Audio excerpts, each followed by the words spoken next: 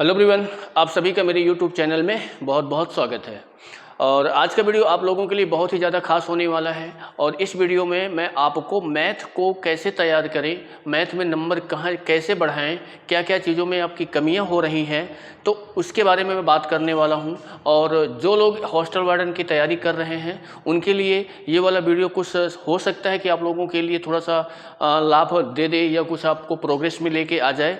तो आप लोगों की सबसे बहुत सारे मैंने देखा कि स्टूडेंटों की जो प्रॉब्लम आ रही है कि सर हमारे मैथ में नंबर कम बहुत आ रहे हैं, बहुत सारे लोगों की ये दिक्कत हो रही है। तो सबसे पहले मैं आपको एक बात बता दूं, तो यहाँ पे एक काम करना भाई सभी लोग, क्या है कि वीडियो को शुरू से अंत तक देखना, ज़्यादा बड़ा वीडियो है नहीं, ठीक है। तो यहाँ पे सबसे पहले अगर हम मैथ की अगर बात करेंगे तो मैथ में आप ये देख लो कि मैथ में है क्या चीज़ें, मैथ्स में है क्या चीज़ें। और जिन लोगों का मैथ में कमज़ोर है, जो लोगों को बिल्कुल समझ में नहीं आता है, ये चीज़ें उनकी नहीं हो रहा है, तो वो लोग ऐसा अपने दिमाग से निकाल दें, क्योंकि जो चीज़ से आप भाग रहे हो वो आपको उतना ही भगाएगी जब तक आप उसको पकड़ने की कोशिश नहीं करोगे। तो सबसे पहले चीज़ क्या होती है कि मैथ को ना आने का कारण क्या है। पहला कारण ये है कि आपको पहाड़ा नहीं आता, पहला कारण ये है कि आपको पहाड़ा नहीं आता। दूसरा सबसे मेन कारण ये है, दूसरा मेन कारण ये है कि आपको प्लस करना, माइनस करना, इनटू करना और डिवाइड करना नहीं आता है। सबसे दिक्कत इसमें आती है बच्चों को, काटने पीटने में, कैलकुलेशन करने में सबसे ज़्यादा दिक्कत आती है। तो मेरी सलाह है आप लोगों से ये है कि सबसे पहले आप इन दोनों पोर्शन को अच्छे से मजबूत कर लो। अगर जिन बच्चों का ये पोर्शन अच्छे से अगर मजबूत हो गया, उन बच्चों को मैथ आसानी से आती है। बात मेरी समझ पा रहे हैं। इसके बाद तीसरा पॉइंट जो होता है, तो बहुत सारे बच्चों का अगर ये देखते होंगे कि उनको स्क्वायर नहीं याद है। चौथा पॉइंट अगर देखेंगे, उनको क्यूब नहीं याद है। बात समझ पा रहे हैं। तो ये चीज़ें जो छोटी छोटी चीज़ें होती हैं, ये आपके मैथ को क्या करती हैं, आपसे दूर भगाती हैं। तो जब आप इनको पकड़ोगे तो मैथ आपको ऑटोमेटिक अच्छी लगेगी। समझ पा रहे हैं। अब यहाँ पे हम देखेंगे जो हॉस्टल वार्डन की तैयारी कर रहे हैं उनके लिए भाई आपको बहुत ही अच्छा मौका है। क्यों?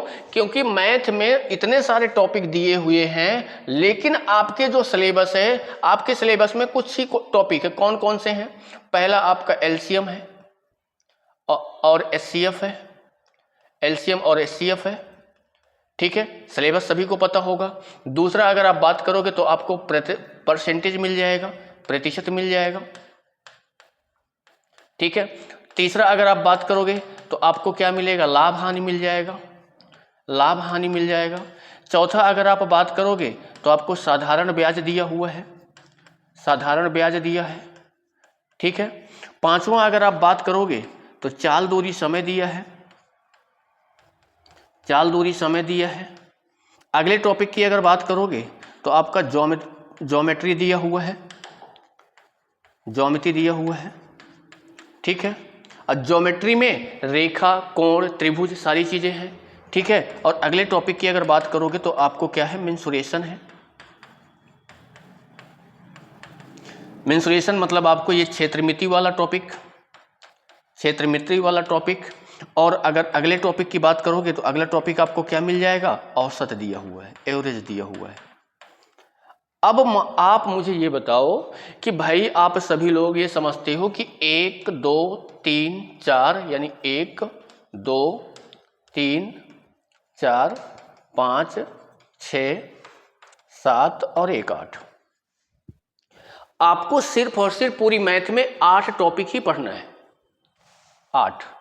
अब ये बताओ कि अगर आप मैथ में 8 टॉपिक नहीं कंप्लीट कर पा रहे हो तो आप तैयारी फिर क्यों कर रहे हो भाई? सीधी बात है। ये बताओ, अगर जिनके ये चीज़ अगर मजबूत है, जिनको ये चीज़ अच्छे से आता है, टेबल अच्छे से आता है, प्लस माइनस कैलकुलेशन अच्छे से आता है, वर्ग स्क्वायर याद है, वर्गमूल याद है, स्क्वायर रूट याद है, घनमूल याद है, क्यूब रूट याद है, क्यूब याद है, तो उनके लिए कैलकुलेशन आसान हो जाएगा। और जब कैलकुलेशन आपका आसान हो गया ना तो मैथ आपको ऑटोमेटिक अच्छी लगने लग जाएगी।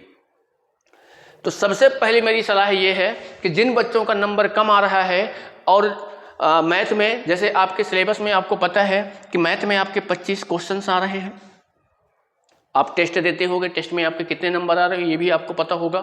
तो अब ये मानो कि जिनके नंबर अगर 15 आ रहे हैं तो उनको तैयारी करने की बहुत ही ज़्यादा ज़रूरत है। वो लोग क्या करें, एक बार फिर से सारे टॉपिक को मैंने पूरा करा रखा है। मेरे YouTube चैनल में आप जाओगे, प्लेलिस्ट आपको बना हुआ है, प्लेलिस्ट में हॉस्टल वार्डन करके सारे टॉपिक को मैंने अलग अलग सिलेबस वाइज मैंने पूरा कराया है। तो आप वहाँ से एक बार इन सारे टॉपिक को एकदम जीरो से स्टार्ट करने की कोशिश करो, पढ़ो, बार बार चीज़ों को बार बार करो, बार बार चीज़ों को समझो। और सबसे मेन बात यह है कि अगर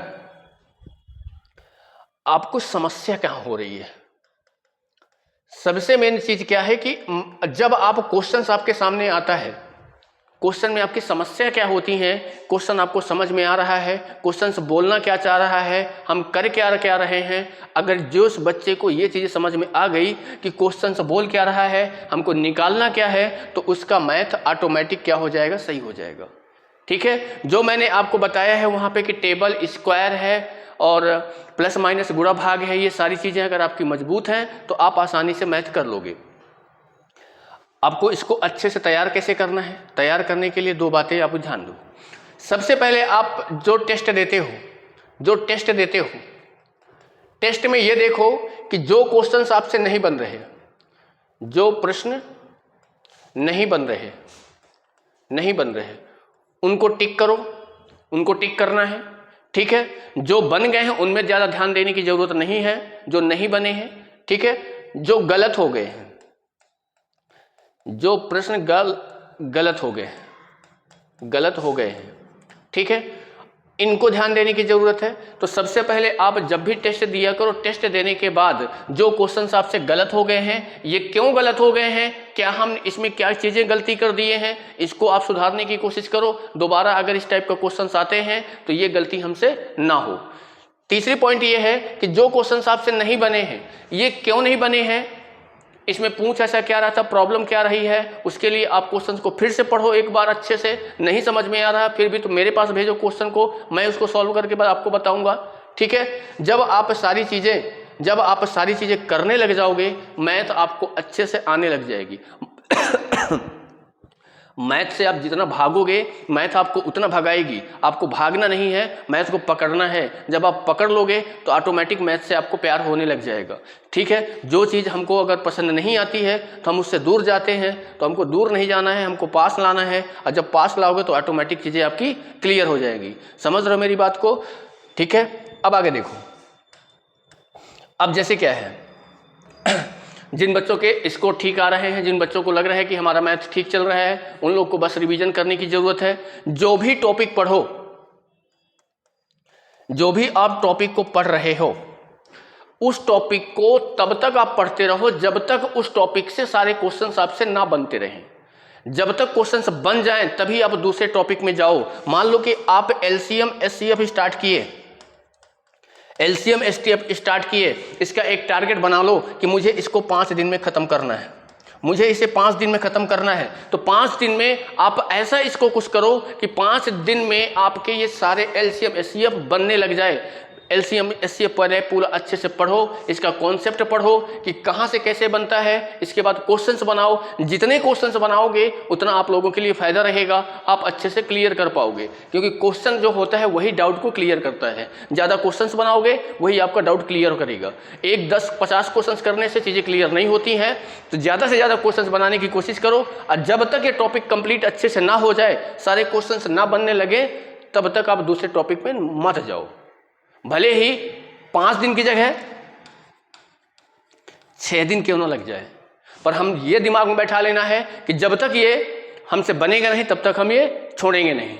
ठीक है, तो सभी लोगों को मेरी बात समझ में आ रही है? तो सभी लोग अपना लास्ट में वीडियो में कमेंट जरूर करेंगे कि वीडियो आपको कैसा लगा, और हो सकता है कि आप लोगों के लिए कुछ अच्छा हो जाए। जो लोग अगर वीडियो मेरा देखते हैं तो उन लोगों के लिए हो सके कि आप लोग चीज़ों को कोशिश करो करने का, हो सकता है कि आप लोग अच्छा करो। और मुझे उम्मीद है कि अगर आप लोग अच्छा सोच रहे होगे, आपके मन में अगर चीज़ें हैं कुछ करने का, तो आप लोग ज़रूर अच्छा करोगे।